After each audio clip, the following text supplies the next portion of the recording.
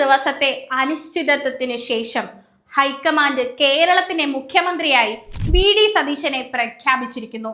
കേരളത്തിനൊപ്പം തിരഞ്ഞെടുപ്പ് ഫലം വന്ന തമിഴ്നാട്, അസം, ബംഗാൾ, പുതുച്ചേരി തുടങ്ങിയ സംസ്ഥാനങ്ങളിലെ മുഖ്യമന്ത്രിമാരെ പ്രഖ്യാപിച്ച് ദിവസങ്ങൾ ഏറെ പിന്നിട്ടിട്ട് പോലും കേരളത്തിലെ മുഖ്യമന്ത്രി ആരെന്ന ചർച്ചകൾ കുറച്ചൊന്നുമല്ല മലയാളികൾക്ക് ആലോസനം സൃഷ്ടിച്ചത്.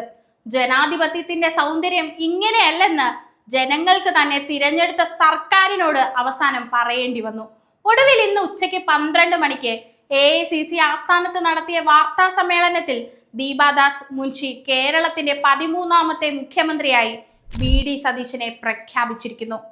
ആരാണ് വി.ഡി. സതീശൻ? 2026-ൽ UDF-നെ മികച്ച ഭൂരിപക്ഷത്തോടു കൂടി അധികാരത്തിലേക്ക് തിരിച്ചു കൊണ്ടുവരാൻ സാധിച്ചില്ലെങ്കിൽ താൻ രാഷ്ട്രീയ വനവാസത്തിന് പോകുമെന്ന് പരസ്യമായി പ്രഖ്യാപിച്ച പ്രതിപക്ഷ നേതാവാണ് വി.ഡി. സതീശൻ. വിദ്യാർത്ഥി പ്രസ്ഥാനത്തിലൂടെ കോൺഗ്രസ് രാഷ്ട്രീയത്തിലേക്ക് നടന്നു കയറിയ ഒരാൾ. ഹൈക്കോടതി അഭിഭാഷകനായി പ്രാക്ടീസ് ചെയ്തുകൊണ്ടിരിക്കെ സജീവ രാഷ്ട്രീയ പ്രവർത്തകനായി, പിന്നീട് നിയമസഭാ സാമാജികനായി, ഇന്ന് കേരളത്തിന്റെ മുഖ്യമന്ത്രിയും. 1964 മെയ് 31-ാം തീയതി എറണാകുളം നെട്ടൂരിൽ ദാമോദര മേനോന്റെയും വിലാസിനി അമ്മയുടെയും മകനായാണ് വി.ഡി. സതീശൻ ജനിച്ചത്. KSUവിലൂടെ വിദ്യാർത്ഥി രാഷ്ട്രീയത്തിലേക്ക് എത്തിയ വി.ഡി. അക്കാലത്തെ MG യൂണിവേഴ്സിറ്റി യൂണിയൻ ചെയർമാനായിരുന്നു. 1996-ൽ നടന്ന നിയമസഭാ തിരഞ്ഞെടുപ്പിൽ CPI സ്ഥാനാർത്ഥിയായ P. രാജുവിനോട് പരാജയപ്പെട്ടുകൊണ്ടാണ് വി.ഡിയുടെ രാഷ്ട്രീയ ജീവിതത്തിന്റെ തുടക്കം തന്നെ. 1996-ൽ തോറ്റെങ്കിലും അക്കാലത്ത് കമ്മ്യൂണിസ്റ്റ് പാർട്ടിയുടെ ശക്തി കേന്ദ്രമായി കണക്കാക്കപ്പെട്ടിരുന്ന പറവൂർ മണ്ഡലത്തിൽ നിന്നും പിന്നീട് 2001-ൽ വിജയിച്ച് നിയമസഭയിലെത്തിയ നേതാവ്. പിന്നീട് അങ്ങോട്ടുള്ള രാഷ്ട്രീയ ജീവിതത്തിൽ മുഴുവനും പരവൂർ അയാൾക്കൊപ്പമായിരുന്നു. KSU യൂത്ത് കോൺഗ്രസ് അധ്യക്ഷ സ്ഥാനവും പിന്നീട് മന്ത്രിസ്ഥാനവും KPCC അധ്യക്ഷ സ്ഥാനവും തലനാരിഴയ്ക്ക് നഷ്ടപ്പെട്ടു പോയ ചരിത്രം വി.ഡി. സതീശനുണ്ട്. എന്നാൽ ഇന്ന് തുടർച്ചയായി 2 തവണയും നിയമസഭാ തിരഞ്ഞെടുപ്പിൽ പരാജയം രുചിക്കേണ്ടി വന്ന UDF-നെ പിടിച്ചു നിർത്തിയത് അതേ വി.ഡി. എന്ന 2 അക്ഷരമായിരുന്നു. VS സർക്കാരിന്റെ കാലത്ത് ലോട്ടറി വിഷയത്തിൽ ധനമന്ത്രി തോമസ് ഐസക്കിനെതിരായ സഭാ ചർച്ചകളിൽ സതീശന് ലഭിച്ച മൈലേജ് അത്ര ചെറുതൊന്നുമല്ല. എന്നിട്ടും പലപ്പോഴും കോൺഗ്രസിലെ ഗ്രൂപ്പ് താല്പര്യങ്ങൾ കാരണം വി.ഡി. മാറ്റി നിർത്തപ്പെട്ടിട്ടുണ്ട്. 2011-ലെ ഉമ്മൻചാണ്ടി മന്ത്രിസഭയിൽ വി.ഡി. സതീശന് സ്ഥാനം ലഭിക്കാതെ പോയതിന് കാരണവും ഈ ഗ്രൂപ്പ് താല്പര്യങ്ങളാണ്. എന്നിട്ടും നിയമസഭാ തിരഞ്ഞെടുപ്പിൽ അടിമുടി പരാജയം നേരിട്ട് നിൽക്കുന്ന സമയത്താണ് 2021-ൽ വി.ഡി. സതീശനെ പ്രതിപക്ഷ നേതാവാക്കാൻ കോൺഗ്രസ് തീരുമാനിക്കുന്നത്. കോൺഗ്രസിന്റെ അന്ന് വരെയുള്ള രീതികൾക്ക് അവിടെ നിന്നാണ് സാരമായ മാറ്റം വന്നു തുടങ്ങുന്നത്.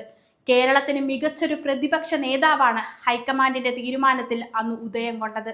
തൃക്കാക്കരയിൽ ഉണ്ടായ തിരഞ്ഞെടുപ്പ് വിജയം തന്നെ അതിന് ഉദാഹരണമാണ്. കോൺഗ്രസിന്റെ പരമ്പരാഗത ശൈലിക്ക് പുറത്തായിരുന്നു വി.ഡി. സതീശന്റെ യാത്ര.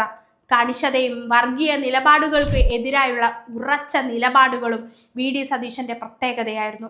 പ്രീണിപ്പിക്കാനായി ജാതിമത സംഘടനകളിലെ വാദിക്കൽ പോയി കിടന്ന് സർക്കാരിന്റെ അന്തസ് കളയാൻ ശ്രമിച്ചാൽ കണ്ടു നിൽക്കില്ലെന്ന നിലപാട് വി.ഡി. സ്വീകരിച്ചത് 2011-ൽ ഉമ്മൻചാണ്ടി സർക്കാർ അധികാരമേറ്റ സമയത്ത് തന്നെയായിരുന്നു.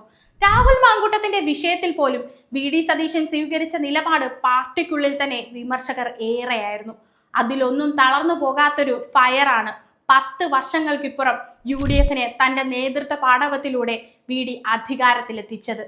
നുണേശൻ എന്ന പേരടക്കം നൽകി സൈബറിടങ്ങൾ വി.ഡിയെ കളിയാക്കിയിട്ട് പോലും ആ വിമർശകർക്ക് മുന്നിൽ അയാൾ അടിപതറിയിട്ടില്ല. നേടുമെന്ന് പറഞ്ഞ വിജയം തന്നെ വി.ഡി. കോൺഗ്രസിന് നേടിക്കൊടുത്തു. 2026-ലെ ഇടത് കോട്ടകളെ പോലും തകർത്ത് 102 സീറ്റിൽ കോൺഗ്രസ് മിന്നും വിജയം നേടിയതിന് പിന്നാലെ മുഖ്യമന്ത്രി കസേരയ്ക്ക് വേണ്ടി കോൺഗ്രസിൽ പക്ഷങ്ങൾ ഉയർന്നു. 3 പക്ഷങ്ങളായി ചേരിതിരിഞ്ഞ് മുഖ്യമന്ത്രി കസേരയ്ക്ക് വേണ്ടി ദിവസങ്ങൾ നീണ്ട ചർച്ചകൾ നടന്നു. 2011-ൽ മന്ത്രിസ്ഥാനം നഷ്ടമായത് ആവർത്തിക്കപ്പെടുന്നത് പോലെ പാർട്ടിക്കുള്ളിൽ തന്നെ വി.ഡിക്ക് പകരം KC വേണുഗോപാലിന് വേണ്ടി ശബ്ദങ്ങൾ ഉയർന്നു.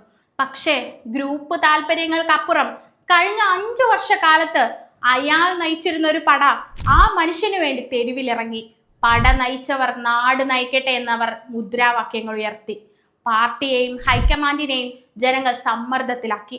അവസാനം കോൺഗ്രസിന്റെ ഹൈക്കമാൻഡിന് കേരളത്തിലെ ജനങ്ങൾക്ക് മുന്നിൽ മുട്ടുകുത്തേണ്ടി വന്നു. കൃത്യമായ നിലപാടുകളിലൂടെയും പ്രവർത്തനങ്ങളിലൂടെയുമാണ് വി.ഡി. സതീശൻ കേരളത്തിലെ ജനങ്ങളുടെ മനസ്സിൽ ഇടം നേടിയത്. അയാൾക്ക് വേണ്ടി മുദ്രാവാക്യം മുഴക്കി ഒരു വലിയ വിഭാഗം കോൺഗ്രസ് പ്രവർത്തകർ അച്ചടക്ക നടപടി പോലും ഓർക്കാതെ തെരുവിലിറങ്ങിയതും അയാൾക്ക് വേണ്ടി സൈബർ ഇടങ്ങളിൽ ചർച്ചകൾ വന്നതും ആ നേതാവിന്റെ ജനസമ്മതിയായി തന്നെ കാണേണ്ടി വരും. 10 വർഷത്തിന്റെ ഇടതുപക്ഷത്തിന്റെ ഭരണത്തെ വെല്ലുന്നൊരു മാതൃക ഭരണമാണ് ഇനി വി.ഡി. സതീശന് മേൽ കേരളം അർപ്പിക്കുന്ന പ്രതീക്ഷ. ആ പ്രതീക്ഷ സഫലമാകുമോ എന്നാണ് കേരളം ഉറ്റുനോക്കുന്നത്.